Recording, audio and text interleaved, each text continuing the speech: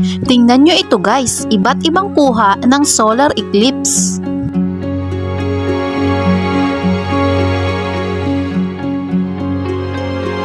Napakaganda, 'di ba?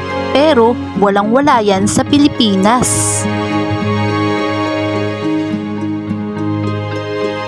Kaya kung gusto mong mapanood, panoorin mo hanggang dulo.